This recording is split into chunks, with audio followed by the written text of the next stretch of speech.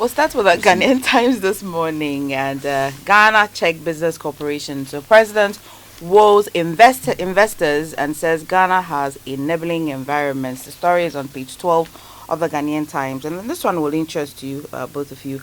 High Court acquits, discharges Jachi Kwesen.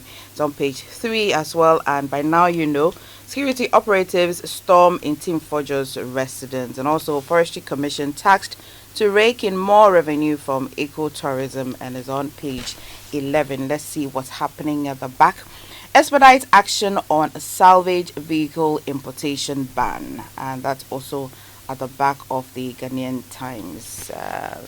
Maybe I should also bring the headlines on a daybreak, and then we'll go to Winston as well before we bring you details. So, suspicious flight. Published general declaration. Aviation experts tell government. I'll bring you that story a bit later. It's on page 3 of the daybreak. And also, Justin Kodia Frimpong and says that due process has to be followed. And I'm sure it will be them talking about Article 117 of the 1992 Constitution amid all that happened yesterday, which we'll be getting into a bit later. Winston. I'll tell you something about Article 117. Years ago, a friend who was a national security operative, now he had to pick up a former minister who was a member of parliament. So he waited close to the MP's house, and the guy knew they wanted to pick him up. So he shows up at 11 p.m. It says returning from going to parliament. Mm-hmm. So he waited for him, and then the man entered his house. After 30 minutes, he knocked on his door and said he was here to pick him up. The man said, but he's returning. He said, no, you are not. Is he returning? Process. You are in the process. You are not returning from parliament. You are finished returning. You are in your house now. I return you. So I can pick you up. But today the speaker has, gone into some kind of, has always said that if you want a member of parliament, you ask, they would make him available. We'll get into that conversation. But the Daily Graphic for today says, impeachment. President not obliged to seek response from CJ, according to the Attorney General. Gold board to begin operations next month. Communications Ministry saddled with debts and strangulating contracts. That's according to the minister. Ghana Czech take leap forward. Pledge stronger ties. The back page says NAELP to reclaim 2,000 hectares of degraded land. So the National Alternative Employment and Livelihood Program is targeting to reclaim some 2,000 hectares of degraded land. And JRFE calls on Fisheries Ministry to reverse decision on closed season for artisanals. Now, the new finder says U.S. tariff to impact Ghana's cocoa, textile and agriculture. Only 37% of Ghanaian businesses use digital payments, the Ghana Statistical Service.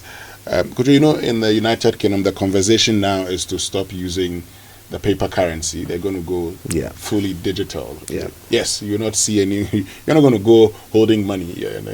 So for the Ghanaians who love to go to the shops and pay with money, and that they're looking at you because they expect you to pay that digitally. I wonder, because there's something about the physical money.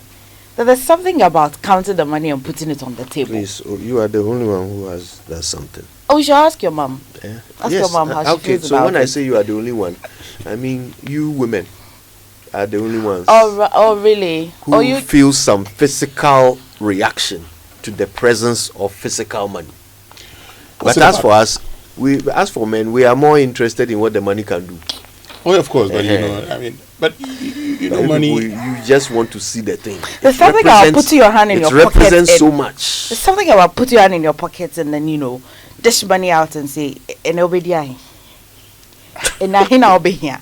Yeah, it's money. Just something about it. Oh, okay. You can send Momo and all, but there's nothing about that for me actually. Yeah. Money is money. Yeah. It's more about what it can do. I'd prefer to keep money in an account where I can easily, transfer to my Momo and send it elsewhere, or put the money in my Momo, keep it, than be holding the money. For what? You don't need to hold money around.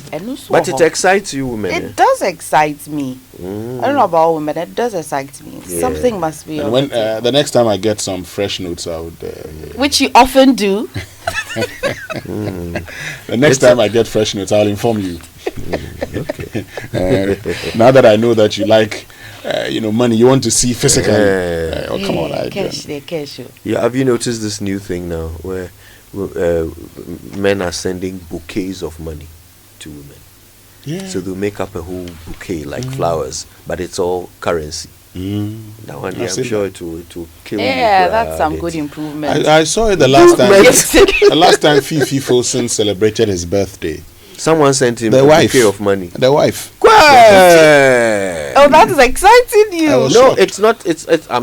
I'm surprised. You're I don't know surprised? why excited. I'm very surprised. I saw fresh notes. Yeah. What was the denomination? Is it 10 or 100 cities? Wow. I think 10 and 100 cities. Nice. That's very encouraging. Nice. Anyway, let me continue with the finder. AT's debt portfolio stands at $200 million. And that's also on the front page of the finder. We can go for the online news review, then come back in and look at the details. Okay. Right. What's it saying there, my friend? I gave him a sensitive job in government. Nitiwo shocked over NIB director's conduct. And I recall he said this on PM Express yesterday with Evans Mensah when they were having a conversation on Intim Fojo matter yesterday. There's also another one. Reverend Intim Fojo will never walk alone.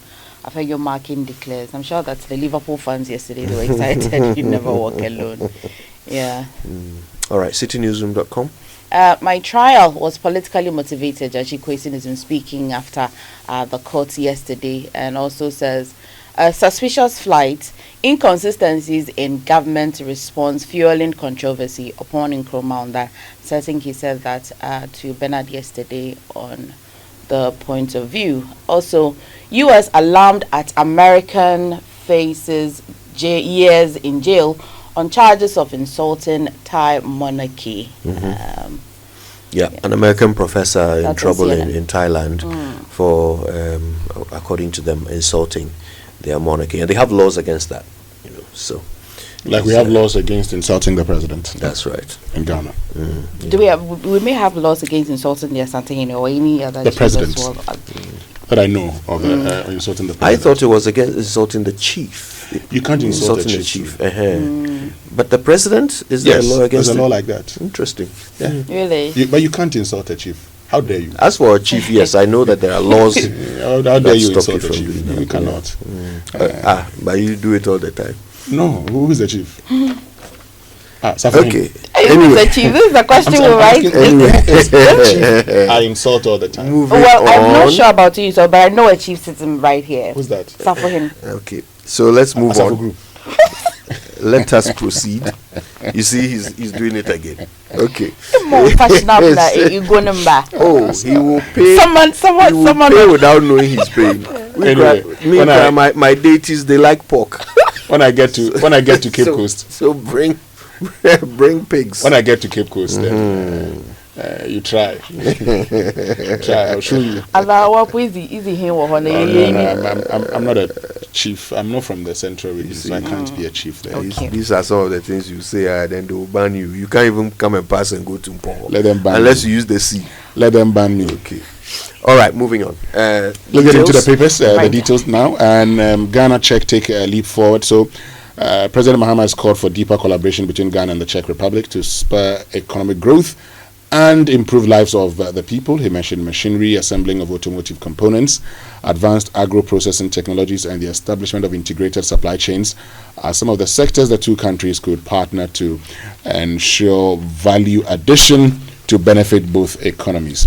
And also on the front page, I'm sure the one that many of you are interested in, Communications Ministry started with that, so the fact that the Ministry of Communication, Digital Innovation and Digital Technology and Innovations Minister Samuel Nate George has reviewed the ministry is burdened with a heap of debt and strangulating contracts, leaving it in dire straits. He said he was already seeking auditing interventions among various measures to contain the situation. For instance, he announced that the ministry will discontinue the Common Monitoring Platform contract, popularly known as KELNI GVG, once its current term expired. Mr. George said the measures were ultimately aimed at restoring financial stewardship within the sector with a focus on improving accountability and transparency. Impeachment, President not obliged to seek response from CJ, so The story says the president is not constitutionally obliged to ask for the response of the Chief Justice when he receives a petition seeking her removal from office. The Attorney General has contended in an affidavit in opposition to an injunction application. The AG also avers that apart from the Constitution, there is no other law, including a decision of a court that enjoins the president to give the Chief Justice a hearing prior to the establishment of the prima facie case. The AG agreed that the Constitution indeed made a mandatory requirement for the Chief Justice facing an impeachment process to be given a hearing before a decision is taken as to whether or not to remove her from office. However, the AG contends that there is no such law that stipulates that a hearing should be activated before the prima facie case is established. And there's a quote here: neither the Constitution nor case law, properly considered, requires the president to take a response from a Chief Justice before the determination of whether a petition for the Chief Justice removal from office establishes a prima facie. And that's but also on the front page this morning, something about a gold board. Okay, that's led to lots of conversation in the country. Let me just bring you the details. And Gold Board to begin operations next month. So the Ghana Gold Board will begin full operation next month to actualize the new gold trading regime in the country. The acting chief executive officer of the Precious Minerals Marketing Company, Sami Jemfi, who made the announcement during a visit to the Gold Coast refinery in Accra yesterday, emphasized the move was part of significant steps by the government to streamline and regulate the gold trading sector to optimize, benefits. Back page, a journalist for responsible fisheries and environment has called on the Ministry of Fisheries and Aquaculture to reconsider its decision to exempt artisanal farmers from the 2025 closed fishing season. The group, known for its advocacy on sustainable fishing and marine conservation, in a statement last Tuesday described the ministry's move as a serious setback in Ghana's long-standing efforts to rebuild its dwindling fish stock.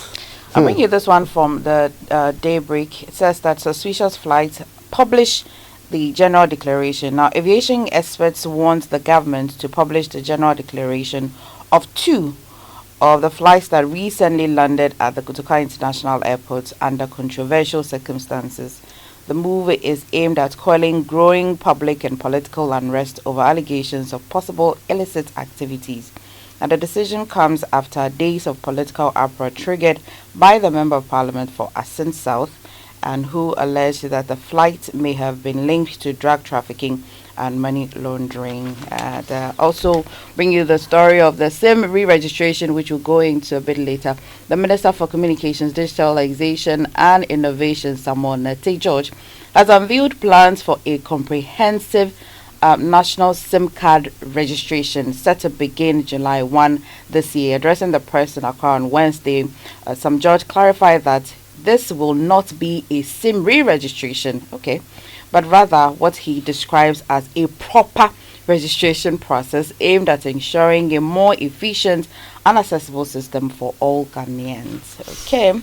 Yesterday as well, you touched on the Okada riders, but again, the Daybreak is also bringing us an update. It says that the Okada Riders Association has highlighted the importance of training in enhancing safety within the commercial motorcycle. However, they are not happy with the age limit proposal. All right.